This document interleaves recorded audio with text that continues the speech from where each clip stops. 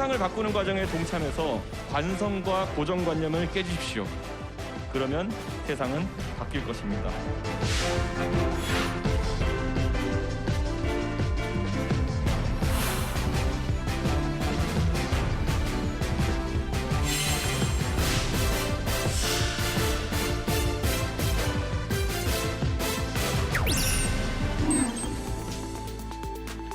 여러분 안녕하십니까.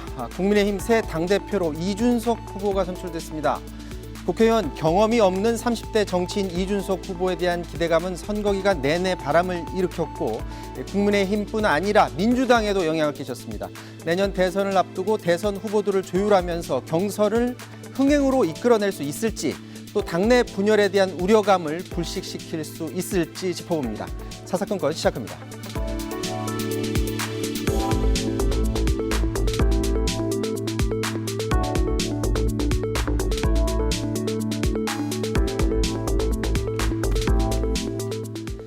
네, 여의도 사사건건 오늘은 이 두 분 모셨습니다. 김형준 명지대 교수, 박창환 장한대 교수 나오셨습니다. 안녕하십니까? 안녕하세요. 네, 안녕하세요. 자, 전당대회, 국민의힘 전당대회에서 새 당대표로 이준석 30대 당대표가 선출이 됐습니다. 이게 지금 헌정사상 30대가 원내교섭단체 당대표로 뽑힌 게 지금 처음 있는 일이라고 하는데, 자, 이 현상이 과연 많은 국민들 그리고 당원들이 세대 교체, 변화를 요구하는 건지, 아니면 사실 특히 이번에는 여론조사도 굉장히 많았는데 어떤 계속되는 여론조사로 인한 어떤 눈덩이 효과 이런 것도 좀 역할을 했는지 어떻게 보십니까? 저는 뭐 변화에 대한 요구가 그만큼 컸다 싶습니다. 일단 이준석이라고 하는 바람이 시작된 것 자체가 소위 20대 남성, 이대남에서부터 시작을 한 거죠. 네. 그런데 이것을 갖다가 태풍으로 키워준 거는 결과론적인 여론조사라기보단 여야에서 소위 이준석 견제구를 던졌는데 그게 장유유서고 그다음에 유승민계 프레임이고 그다음에 경험이 일천하다 이런 거였어요. 근데 거기에 대해서 오히려 국민들이 그럼 경험 많고 선수 많은 당신들은 정치를 이득해야 하느냐 이런 반문을 던질 수밖에 없는 거예요. 네. 오히려 이런 소위 여야를 넘나드는 중진들 또는 당대표급들의 견제구가 오히려 세대 교체에 대한 바람으로, 거센 바람으로 바뀌었고, 국민의힘 당원들이 여기서 전략적 투표를 했다. 저는 그렇게 봅니다. 그러니까 사실은 당심과 민심이 상당히 괴리되어 있는 상황이었어요. 네. 그런데 많이 지금 2등이긴 하지만 아주 근소한 차 2등 아닙니까? 결과론적으로 봤더라도 그러면 이 중도층 표도 가져올 수 있어? 20, 30대 표도 가져올 수 있어? 이러니까 이러면은 정말로 정권 교체 되겠구나. 이러면서 상당수의 당원들이 전략적 지지로 돌아선 것이 결국은 그 출발은 변화에 대한 바람이다. 이렇게 볼 수밖에 없을 것 같아요. 지금 그 여론조사에서 국민의힘 지지층마저도 이준석 후보를 지지하는 게 굉장히 컸었는데 실제로 표를 까봤더니 당원조사 결과는 사실 나경원 후보가 더 앞섰단 말이에요. 나경원 후보도 선거기간 내내 그 부분을 강조를 했어요. 당원들 생각은 분명히 다를 거다. 여론조사랑 다르다라고 했는데 이 마지막 그 개표 결과를 어떻게 분석을 해야 될까요? 당원들은 결국은 전략적으로 지금 투표를 한 겁니까? 어떻게 된 겁니까? 그렇게 봐야죠. 왜냐하면 이준석 후보가 당원 투표에서 무려 37.4%를 얻었다라는 거는 저는 굉장한 크게 많이 얻었다고. 물론 이제 나경원 후보가 40%대를 얻었다 하더라도 오선의 현역 전 원내대표는 당대표 경선에서 16%밖에 못 얻었어요. 네. 그러고는 당연히 전략적 투표를 했고 당신과 민심이 거의 일치되는 모습을 보였다라는 그런 해석이 이제 가능하다고 좀 보는 거고요. 다만 이제 지금 말씀하신 이제 여론조사 효과라는 게 있었느냐 없었느냐라는 부분 속에서 그건 뭐 본인이 갖고 있는 나름대로의 큰 장점일 수밖에 없는 거죠. 저는 이게 한마디로 정치판에 있어서의 창조적 파괴를 통한 변화를 요구하는 욕구가 너무 강하다. 이거는 꼭 국민의힘만이 아니라 여권을 향한 부분들도 있는 거죠. 쉼페터가 얘기하는 기술 혁신을 통해서 낡은 거를 교체해야지만 경제가 발전된다라고 하는 창조적 파괴. 이게 한국 정치 현상에서도 나타나고 있는 것이 아닌가. 다만 이게 그 이후로 지속될 거냐 안 될 거냐는 저는 이제부터 시작이라고 봅니다. 단순하게 당선됐다고 해서 무조건 세대 혁신, 무조건 뭐 이준석의 현상, 무조건 이준석의 시대가 왔다.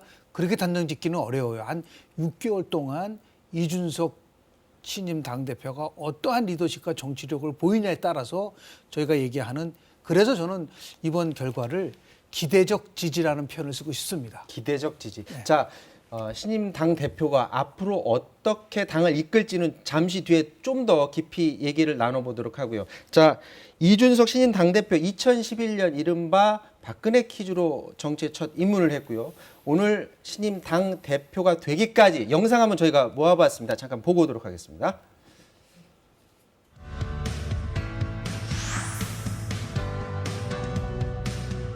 나이가 적다고 해가지고 경험이 어리다고 생각하지는 않습니다.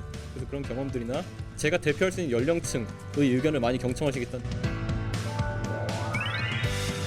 제 나이 32를 두고 많은 분들이 너무 이른 것 아니냐, 너무 어리지 않냐는 평을 하십니다. 어리기 때문에 못하는 것들이 아니라 젊어서 할 수 있는 것들에 주목해 주십시오.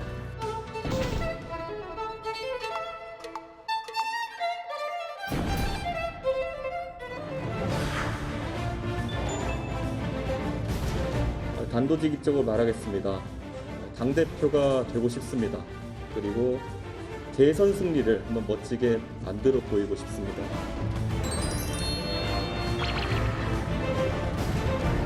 기득권에 의해 배척당하지 않고 더 많은 젊은 세대가 함께 할 수 있는 그런 당을 만들겠습니다. 예, 이번 전당대회는 보수가 젊어질 마지막 기회다. 국민의힘 당 대표로 이준석 후보. 네, 모두 큰 박수 부탁드리겠습니다. 우리의 지상 과제는 대선의 승리입니다. 그 과정에서 저는 다양한 대선 주자 및 그 지지자들과 공존할 수 있는 당을 만들 것입니다. 자, 이준석 대표 얘기하기 전에 최고위원 네. 선거 결과도 잠깐 짚어봐야 될 것 같아요. 호남 출신의 조수진 의원 그리고 수도권 30대 배현진 의원 선출됐고요. 김재원, 정미경 전 의원 당선이 됐습니다. 근데 당초에 지금 조혜진 의원 같은 경우에는 당 대표 출마하겠다라고 했다가 방향을 틀었는데 조혜진 의원 떨어졌어요. 지금 여러분 지금 화면으로 보고 계실 텐데 대체로 지금 젊어 보입니다. 이 결과는 어떻게 해석을 해야 될까요? 청년 여성 정치가 드디어 한국에도 이제 뿌리를 내리기 시작한다. 저는 저 그림을 보면서 네. 참 좋다. 3대 3 아닌가요?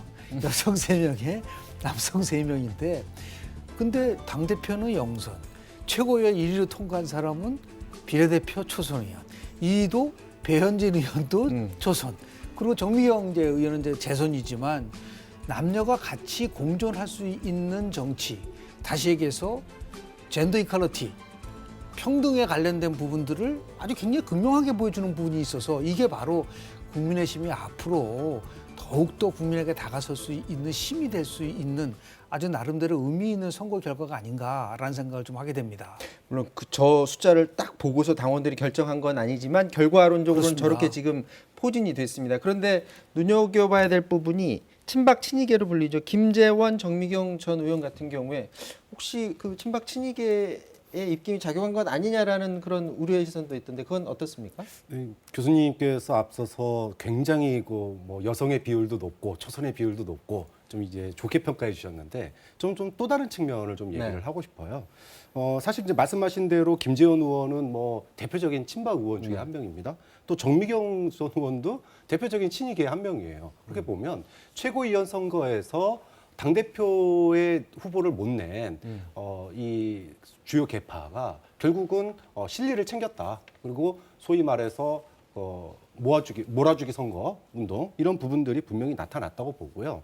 그리고 배현진 의원 같은 경우 조수진 의원은 뭐 초선이긴 하지만 배현진 의원은 홍준표 퀴즈라고 하는 게 분명하게 꼬리표가 달려 있습니다. 조수진 의원도 강경 보수 언론 출신이고요. 그렇게 보면 이준석 당대표라고 하는 분은 변화에 대한 열망을 표방했는데 최고위원의 면모를 보면 청년 최고위원직만 빼고 본다면 네.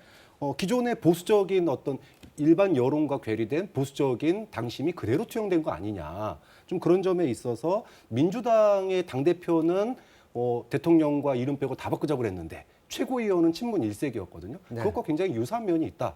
그런 면을 얘기하고 싶습니다. 두 분의 해석이 좀 엇갈리는 부분이 바로 이 부분인 것 같고요. 자, 그런데 경선 과정에서 시청자 여러분들 많이 보셨듯이 이준석 당시 후보와 나경원 후보 간에 워낙에 그 충돌이 많았습니다. 자, 이 충돌을 걱정해서인지 오늘 이준석 대표 경선 과정에 있었던 앙금과 서운함은 털어버리고 통합의 마음으로 내년 대선 승리를 위해서 함께 걸어 나가자라고 말을 했는데 과연 이 사람이기 때문에 과연 그게 쉽게 극복이 될까라는 부분은 생각이 드는 부분인데 자, 이후 과정이 아까 앞으로 6개월이 중요하다고 말씀을 하셨는데 지금 뭐 공정성, 그러니까 대선 과정에서의 공정성이라든지 개파 논쟁 이 부분을 잘 극복할 수 있을까? 이 부분이 그 새 당대표로서의 좀 과제 아닐까요? 그렇습니다. 2017년 대통령 선거 있을 때 야당인 더불어민주당의 당대표가 누구신지 아시죠? 추미애 네. 당대표였습니다. 그런데 실제로 많이 기억은 못해요. 왜냐하면 딱 대선 경선 들어가면 후보 중심으로 모든 것이 그렇죠. 재편되기 보이질 때문에 않죠. 그래서 지금 6월 달인데요. 12월 달 정도면 아마 후보가 결정될 거라고 보기 때문에 앞으로 6개월 동안 이른바 이준석 리더십, 이준석 정치력이 정말 검증받고 시험받는 기간입니다. 여기서 만약에 성공적인 나름대로 리더십을 발휘하면 야 정말 청년 정치가 필요하다는 것을 공감하게 되지만 네. 또 반대 상황이 오면은 아 역시 좀 한계가 있구나라는 걸 지적을 받을 수 있는 부분이 있는데 두 가지 과제입니다. 하나는 합당이라든지 외부 인사 영입에 대해서 얼마나 많은 공감대를 이뤄낼 수 있느냐라는 부분과 그리고 2030이 요구하는 미래에 대한 가치를 얼마나 실현시킬 수 있는 정책적 성과를 낼 수 있느냐. 요 두 가지가 가장 중요한 과제라고 저는 말씀을 드릴 수 있는데요. 이제 결국은 창조적 파괴라는 거를 통해서 변화 혁신을 얘기를 했는데 다만 걱정스러운 거는 파괴적 창조가 돼서는 안 된다.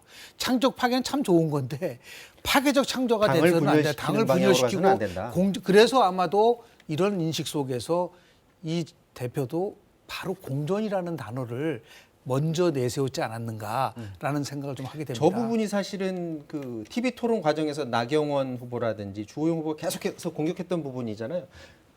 TV 토론은 잘할 수 있겠지만 정말 통합을 해낼 수 있느냐라는 부분을 계속 공격을 했었는데 어떻게 예상하십니까? 오늘 그 메시지가 크게 두 개였어요. 하나는 당 안에다가 얘기하는 메시지였고요. 그게 바로 공존이었습니다. 그리고 당 밖에다가는 기회의 그 공정을 얘기를 했어요. 그런 점에서 이제 당내에 던진 메시지 공존을 일반적으로 전당대회를 통해서 당대표가 되면 두 가지 중에 하나입니다. 하나는 이제 우리 앙금 다 씻고 통합하자. 아니면 화합하자. 또는 반대로 송영길 대표처럼 대통령하고 당 이름 빼고 다 바꾸자. 혁신. 이렇게 두 개 중에 하나를 얘기하게 돼 있는데 이준석 신임 대표 같은 경우에는 그 두 개 사이에 절묘한 지점에 공존이라고 하는 단어를 선택을 했습니다. 이거는 현실을 인정한 거예요. 아, 현실을 받아들였다. 그렇죠. 여론조사에서는 58%라는 압도적인 지수로 국민의힘의 변화를 요구를 하는데 당 밖에서는 당 안에서는 그 힘이 아직 모자라단 말이에요. 과반수를 넘기에는 1등이 되기에는. 자, 그러다 보니까 차이 인정할게. 지금 중진들 인정하겠다. 대신에 나 건들지 말아다오. 이게 서로가 차이를 인정하고 그다음에 마이너스 경쟁하지 말자. 노선 다르다고 지지자 다르다고 서로 깎아먹는 논쟁하지 말자 이 얘기는 자기는 자신의 장점, 그러니까 혁신의 그런 시도들을 계속할 텐데 내가 그렇다고 당신을 무시하지 않겠다. 개파 인정한다. 차이 인정하는데 대신에 나한테 너무 태클 걸지 말고 나 너무 발목 잡지 말아다오. 이것의 키워드가 저는 공존이라고 봤습니다. 네. 아마 여기에 대해서 두세 달 정도는 지켜보지 않을까. 왜냐하면 58%라는 압도적인 여론이 있기 때문에 당 중진들도 쉽게 나서지는 않을 거예요. 다만 실수가 나오거나 또 주요 대선 주자들과의 갈등이 나오거나 이 순간이 되면 그거는 정말로 위태로워질 수 있는 방금 말씀하실 때 어떤 차이는 인정하지만 나를 건들지 말아달라라는 부분을 얘기했다고 말씀을 하셨는데 그러면 그 선거 기간 동안에 당 대변인 뭐 부대변인 이런 거 뽑을 때 토론 배틀을 하겠다라든지 어떤 자격 제도를 도입하겠다든지 이런 것을 계속해서 주장할 것으로 보여집니까? 이걸 사실 전면적으로 시행할 수는 없어요. 그러니까 아까 대변인하고 부대변인 얘기는 특정 당직이에요. 그러니까 특정 당직에 대해서 보여주기식의 정말 어떻게 쇼 프로그램이죠 일종의. 과거에 뭐 여야 막론하고 국회의원 몇 명, 특히 청년 국회의원 모집할 때 어떻게 했습니까? 뭐 배틀 붙이고 막 그랬잖아요. 뭐 트로트 무슨 방식 도입하고 뭐 방식 도입하고 그랑 똑같이 생각하시면 됩니다. 저는 그런 점에 있어서 기존의 어떤 정말로 이렇게도 대변인을 뽑는구나, 이렇게도 부대변인 뽑는구나. 여기에 대해서 중진들이 뭐 예를 들어 거기서 특별하게 논란이 생기지 않는 한 뭐 거기다 대고 태클 걸고 이럴 수는 없을 것 같아요. 네. 이제 다만 이거를 갖다가 계속 무한정 확정할 수 있느냐, 이제 그 부분은 여기서 나온 장점과 단점이 이제 논의가 되면서 어디까지 적용할지 이런 점에 있어서는 이준석식의 개혁의 어떤 가늠자가 될 수도 있겠죠. 자, 공약을 하는 거하고 뭐 대통령도 마찬가지입니다. 공약은 큰 걸 내세우고 실제 실행할 때는 원래 공약하지 않는 방향으로 가는 경우가 많은데 이준석 후보는 본인은 다르다는 말을 강조를 했어요. 특히 이제 관심을 갖는 게 여성 청년 할당제 폐지, 이게 강력히 본인이 주장을 했는데 이 부분에 있어서는 좀 한 발 물러날 것 같습니까? 아니면 계속 본인의 목소리를 낼 것 같나요? 실은 어떻게 보면은 실현되기가 힘들어요. 힘들어요. 자, 그러면 내가 물어보겠습니다. 본인은 2011년에 비상대책위 위원 들어갔을 때 26살이었습니다. 그때는 청년 할당으로 들어간 거 아닌가요? 그럼 끝까지 물어보고 싶습니다. 그러면 2024년도라든지 2022년도 지방선거 광역단체장 여성 비례대표를 뽑을 때 여성 50% 폐지시킬 겁니까? 당헌으로 나와 있습니다. 지금 그거는 공직선거법으로 나와 있어요. 지금 본인이 이제 이 부분에 대해서는 더 좀 고민을 좀 많이 해야 될 거라고 보는데요. 공정한 경쟁이라는 책에서 얘기를 한 거는 뭐냐면 세상은 능력 있는 소수가 끌고 가는 거다. 그러니까 능력 있는 사회가 시대 정신이라는 얘기를 했는데 거기에 일부 공감하지만 저는 일부 공감하지 않는 부분들도 굉장히 많을 거라고 좀 봅니다. 그 부분에 대해서 공격도 많이 받았죠. 공격도 많이 받았고요. 그래서 저거는 아마 순차적으로 공약 이행을 하는 데 있어서 쉽지 않고 또 하나 꼭 좀 지적을 하고 싶은 거는 당대표가 다 하는 거 아닙니다.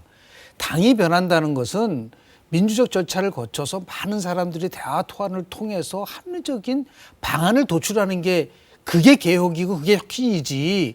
내가 당대표 때니까 공천시험 보고 할당제 폐지하고 이런 식으로 갔을 경우에는 굉장히 갈등의 여지가 있다. 그럼 저는 거꾸로 묻고 싶어요. 나는 우리 정치인들 다 철학시험 한번 봤으면 좋겠어요. 도대체 정치란 무엇인지 철학의 빈곤이란 그런 비판을 굉장히 많이 받아요. 그렇다고 시험에서 공천을 한다. 이 부분도 아마도 이제 큰 논쟁거리가 될 수 있지 않을까 생각을 합니다. 이준석 당시 후보도 요 안을 본인 뜻대로 밀어붙이겠다라는 게 아니고 본인의 생각을 당 대표가 되면은 관철시킬 수 있도록 아마 설득하겠다. 전 그 정도 취지로 받아들였는데 과연 어떻게 추진할지는 자, 앞으로 상황을 좀 지켜봐야 될 것 같습니다. 자, 이번에 오늘 당 대표 선출 결과가 중요했던 것이 또 하나 이유가 있습니다. 윤석열 전 검찰총장이 아무래도 입당 시기이든 아니면 정치권 등판 시기이든지 간에 국민의힘 당대표가 결정된 뒤에나 결정될 것 같다라는 전망들이 많았었습니다. 자, 그런데 얼마 전까지만 하더라도 워낙에 국민의힘 의원들과 자주 접촉하다 보니까 국민의힘으로 입당하겠구나라는 전망들이 많았었는데 최근에 기사들이 관계자 발로 지금 계속해서 나오고 있습니다. 9, 10월쯤 입당설도 나오고 있고요. 서두르지 않겠다라는 게 측근의 얘기다라는 기사들이 지금 나오고 있는 상황인데 특히 이제 대선의 후보로 지금 불리는 국민의힘 후보들 얘기가 윤석열 전 총장 너무 간복이 심한 거 아니냐라는 지금 불만 얘기하고 있는 그런 상황이거든요. 어떻게 보십니까? 지금 입당제를 하는 것. 실은 간보기보다는 본인이 스스로 아직까지 부족하다는 걸 느끼고 있는 거겠죠. 당장 뭐 들어온다고 해서 본인이 이런 얘기를 했어요. 정치를 만나기 시작한다고 한다면 본인이 그 부분에서 명확하게 입장 표명을 해야 된다고 하는데 두 가지 때문에 저는 조금 늦어지고 있다고 봐요. 하나는 지금 이준석 대표도 꾸준하게 강조하는 거는 자강론이라는 것을 계속 강조를 하고 있습니다. 그런데 실은 외부 인사 영입을 통해서 같이 가려고 한다면 자강론보다는 외연 확대 부분이 필요한 부분들이 있고요. 또 하나는 안철수 지금 당대표와 국민의힘이 과연 어떠한 합당 절차를 거칠 것인가에도 지금 굉장히 불확실성이 높거든요. 근데 아마 굉장히 늦어질 거라고 봐요. 이준석 대표가 당대표가 되면서 아마도 안철수 대표의 전략에도 큰 변화가 올 수밖에 없는 상황이 도래했다. 그러면 이 상황 속에서 무조건 입당을 하는 것이 옳은 것인지 아마 이런 거 생각을 가졌을 거예요. 국민의당과 국민의힘이 합당을 해서 새로운 당이 만들어지면 그때 들어가서 아마 경선을 하는 그런 구상을 하고 있었었는데 이게 지금 이제 굉장한 변화가 올 수 있는 상황이 됐기 때문에 쉽게 결정을 내기가 어려운 게 아닌가라는 생각을 하고 있는 것, 그렇게 좀 추론이 가능합니다. 자, 그 때마침 지금 공수처에서 윤석열 전 총장 그 옵티머스 부실 수사 관련해서 직권 남용 혐의로 수사에 착수했다라는 소식이 들어왔습니다. 그러다 보니까 자, 대선을 앞두고 가장 유력 후보군인 윤석열 전 총장에 대한 수사 얘기가 나오다 보니까 아무래도 큰 울타리로 들어가는 게 맞지 않느냐. 자, 이준석 지금은 당 대표죠. 후보 시절에 무슨 얘기했냐면 본인이 얘기했던 비단 주머니 3개 얘기는 사실은 그게 본인은 이런 큰 선거를 치러봤기 때문에 그런 이슈가 터질 때 어떻게 발빠르게 조직력 있게 대응하는지 그 노하우를 갖고 있기 때문에 그 노하우를 갖고 있는 울타리로 들어오는 게 중요하다라는 그런 얘기들을 강조를 했었거든요. 자, 공수처발 수사 뉴스가 입당에도 영향을 줄 것으로 보여집니까? 저는 뭐 그렇게 크게 영향을 미치지는 않을 거라고 봐요. 왜냐하면 직권남용이라고 하는 것 자체가 우리가 뭐 박근혜 정권 말기 그다음에 현 정권 들어서서 계속 직권남용 가지고 재판이 있었는데 직권남용에 대해서 법원의 판례는 점점 굉장히 좁게 평가를 선고를 하고 있어요. 굉장히 구체적이고 굉장히 뭔가 확실한 증거가 있어야지만 인정하는 그런 네. 분위기가 됐습니다. 그런데 예를 들어 옵티머스 사건 같은 경우에는 본인이 윤석열 전 총장이 한 말이 있잖아요. 내 권한이 아니다. 부장 전결이었다. 그러면은 부장 전결임에도 불구하고 총장으로서 개입한 뭔가 증거가 있어야지 이게 직권남용이 되는 건데 과연 그것이 있겠느냐, 그걸 밝힐 수 있겠느냐 이런 게 있는 거고 또 하나는 임은정 검사의 수사를 갖다가 막았다라고 하는 거예요.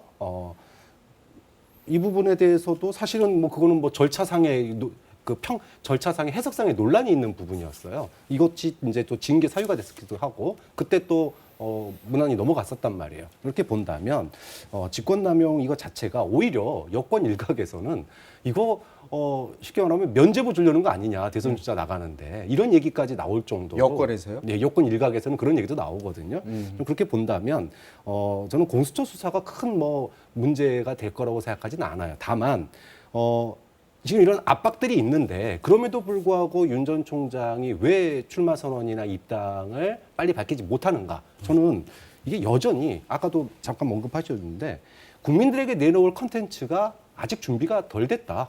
좀 그렇게 봅니다. 그렇지 않고서는 이렇게 늦어질 수가 없는 거죠. 또 하나는 이준석 바람에 대해서 이 변화가 어디까지 어떻게 미쳐질지에 대해서 되게 당혹스러워하는 것 같아요. 예상치 못했던 변수가 발생했다. 여기에 대한 기조를 아직 못 마련했다. 좀 그런 점이 지금 9월, 10월로 늦춰지는 그런 배경이 아닌가 봅니다. 자, 김영준 교수께는 이거 여쭤보도록 하겠습니다. 지금 송영길 민주당 대표가 이제 윤석열 전 총장을 저격하는 말을 했는데요.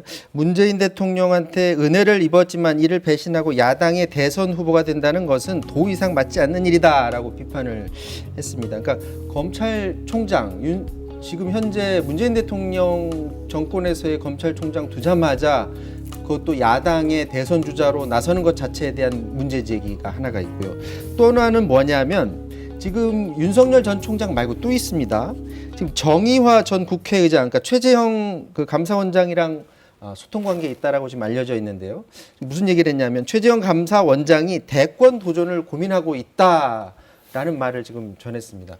감사원장도 마찬가지로 현재 문재인 정권에서의 감사원장인데 문재인 정권에서의 검찰총장 그리고 감사원장이 어떻게 보면 수사권을 가지고 있고 조사권을 가지고 있었던 핵심 당사자에 있던 인물들이 야당에 나와서 대권 주자로 나서는 것 자체에 대해 문제 있는 것 아니냐라는 지적인데 그 부분은 어떻게 생각하십니까? 저는 처음에 그 송영길 대표가 진짜 저 말을 했는지 확인하고 싶었어요. 말이 안 된다. 아니 가장 민주화 운동 세력의 나름대로 맏형이라고 그러고 신임 당대표고 뭔가 변화와 개혁을 주는 그런 걸 가지고서 당대표가 됐는데 저는 배신론 얘기하는 걸 보고 깜짝 놀랐어요. 그러면 모든 공직자는 문재인 대통령한테 다 충성하는 이게 신민적 사고를 갖고 있다라는 것에 대해서 깜짝 놀랄 거고 그런 식으로 따지면은 저렇게 배신자한테 왜 이렇게 지지가 높죠? 묻고 싶어요. 그리고 어떠한 법 규정이 있지 않습니까? 절차에 따라서 본인이 나가고 싶으면은 대통령 쪽은 나가는 거고, 그걸 결정하는 거는 결국은 국민이죠. 국민이 판단했을 때 이거는 뭔가 좀 잘못했다고 판단하면은 이 부분은 어떻습니까? 적어도 뭐 예를 들어서 일반적인 장관 자리는 모르겠는데 네. 사법 당국에 수장에 있던 사람이 바로 하는 건 그 문제 아니냐라는 지적은 있어요. 그건 뭐 여러 가지 결성. 일본 같은 경우는 이 검찰에 종사했던 분이 국회에 절대 안 들어옵니다. 그리고 로펌에 자기가 만들지도 않아요. 근데 그런 오랜 전통이 있습니다. 근데 아직까지 이제 우리 사회에서 검찰에 있었던 분이 바로 나와서 대선 나온 적이 거의 없기 때문에 그래서 새로운 뭐 하나의 그 패턴이라고 볼 수 있는 부분들이 있고요. 결국은 마지막에 평가하는 거는 국민이 하는 겁니다. 그거를 바깥에서 자격을 된다 안 된다라고 단정적으로 지키는 것에 대해서는 논란의 여지가 있고 민주주의 국가에서는 누구나 다 같이 참여할 수 있고 그리고 자기가 정치 활동할 수 있는 게 헌법적 보장 사항인데 그거를 반대를 한다? 그걸 무조건 막는다? 제가 볼 때는 그거는 좀 바람직하지 않다고 봅니다. 사법 당국에 있는 수장이라도 얼마든지 그만두고 대권이든 정치권이든 들어갈 수 그렇습니다. 있다라는 네. 그런 생각이신 것 같아요. 자, 이번에는 민주당 얘기해 보도록 하겠습니다. 자, 민주당에서는 대선 경선을 연기해야 된다라는 그런 주장의 목소리가 나오고 있는데 여기 대해서 이재명 지사 원칙을 지켜야 된다라는 입장을 밝혔습니다. 잠깐 듣고 오도록 하겠습니다. 원래 정치에는 신뢰가 가장 중요한데 신뢰는 원칙과 약속을 지키는 데서 옵니다. 언제나 국민의 눈높이에서 우리 국민들의 의사를 존중하고 특히 원칙과 상식에 부합하게 하는 것이 신뢰와 지지를 획득하는 길이라는 말씀을 한 번 더 드립니다. 자, 유력 주자인 이재명 지사가 끝까지 반대하면 경선 연기 불가능한 겁니까? 경선 연계 명분이 없습니다. 아니 뭐 지금 이준석 바람이 부니까 두세 달 뒤에 하자. 그럼 그때 가서는 뭐 민주당 바람이 붑니까? 갑자기 없던 바람이 불지 않아요. 그 다음에 코로나 때문에 사실 코로나에서 흥행을 했잖아요. 국민의힘은. 네. 그러니까 이건 결국은 뭐 다른 그 예비 주자 후보군들에게 시간을 주자, 두세 달 시간을 주자는 건데 이제까지 1년, 2년 동안 대선 준비 없이 그냥 나왔겠습니까? 준비했는데도 안 되는 거를 두세 달 시간 준다고 되는 건 아니거든요. 두세 달 뒤에 흥행이 될 자신이 있다. 그 방법이 확실하다. 그렇다면 연기할 수 있어요. 그런데 그렇지 않죠. 네. 좀 그런 점에 있어서 저는 지금 3위로 올라온 박용진 의원 지금 뭔가 좀 주목해봐야 되는 거 아니냐. 판이 민주당에까지 영향을 미치고 있고 박용진 활용법에 대해서 민주당도 고민할 필요가 있다. 경선을 연기하지 않으면 흥행되기가 쉽지 않다라는 목소리를 많은 현직 의원들이라든지 아니면 당 관계자들이 언론 통해서 지금 얘기를 하고 있거든요. 만약에 연기하지 않으면 어떤 흥행 요소를 만들어낼 수가 있을까요? 비대면 선거로 치러질 수밖에 없는 거고요. 그리고 실제로 보면은 정부가 얘기하는 지금 굉장히 집단 면역의 가능성이 지금 굉장히 높아지고 있잖아요. 네. 지금 1,000만 명 이상이 지금 접종을 하고 있고요. 그렇다고 한다면 오히려 저는 그게 가장 확실한 명분이라고 좀 보고요.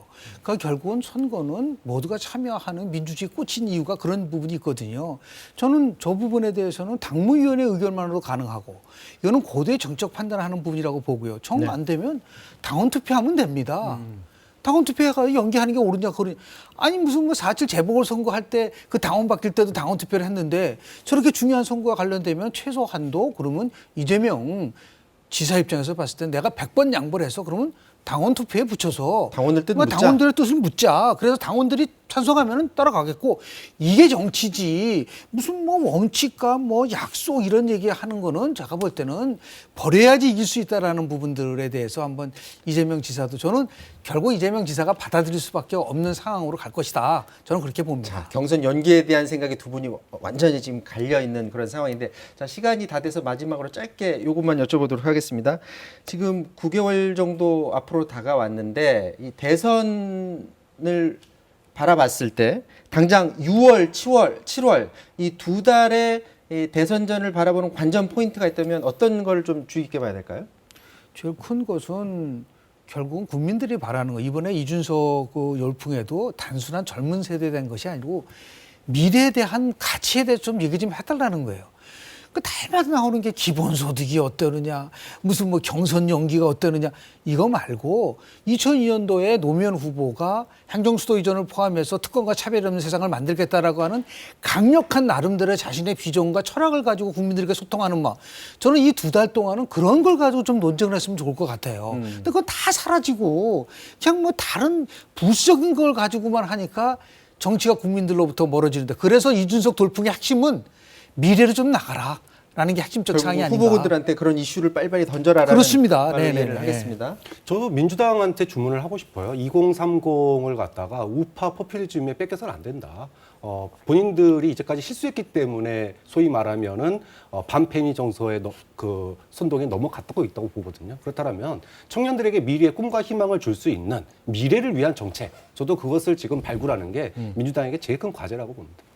자, 여의도 사사건건 오늘은 여기까지 하도록 하겠습니다. 자, 지금까지 박창환, 김영준 교수와 말씀 나눴습니다. 고맙습니다. 네.